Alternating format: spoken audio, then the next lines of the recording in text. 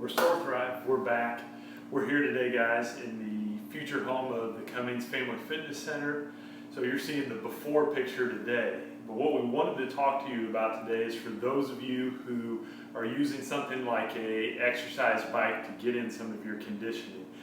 We've got the Airdyne here, and so first we're going to talk about how to set up well, some of the common mistakes we see when people start getting after it, and why it's important to really pay attention to how you set up and how you get after it on the bike. So if you come around to the side here and we talk about bike setup, one of the things we want to pay attention to, and we talk about this with all of our exercises, is starting in a good position. So if you just get on the bike and you're kind of rounded over, you try to pull yourself up into a good position, you're actually compensating in a way that doesn't keep your back in a good position and can actually lead to some overload. So one of the things we recommend on the bike is we get these pedals even, not one below the other, but parallel with the ground and stand up. I can organize myself in this position.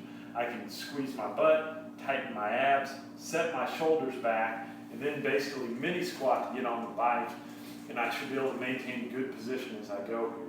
Now from here, once we start moving and trying to create some force, what we want to think about is your spine is the chassis. It's that stable base of support with the primary engines, your shoulders and your hips, move around. So I should see, and it's pretty easy when I'm seated, to just work around this hip joint. And when I add in this arm movement, if I haven't organized my shoulders, and I start either bringing my elbows out or really trying to push and pull, and I see this movement back and forth through my shoulder, we see that as a mechanism of overload for your rotator cuff. That can lead to some hot shoulder issues and even some elbow problems if that elbow's flaring out all the time. The other thing we want to look at is when we start pushing hard, especially in those high intensity intervals, if I'm pushing hard and dropping my head down, I'm hanging on my neck. And when I hang on my neck, I'm adding a ton of load through those discs.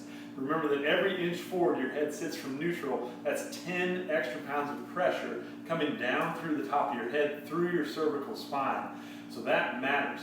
If we come around to the front, we can see this from a little bit different angle here. And again, when we're pedaling hard, if the elbows are flaring out and the head is dropping down, as I'm driving, what I'm doing is I'm overloading those peripheral joints and putting a ton of pressure on my spine.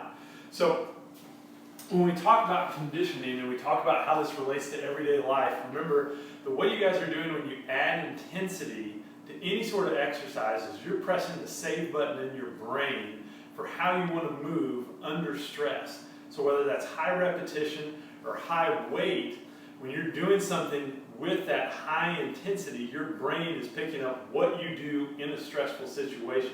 So if that's less than efficient, over time that's going to expose you to a higher risk of injury. So make sure when you guys are doing your conditioning or your training in general, that you're not just thinking about pushing your body to its absolute limit, but that you're ingraining those good patterns of movements too. So when the chips are down and when you're working hard, what you're doing is you're defaulting to those best patterns of movement that make you more efficient and more effective.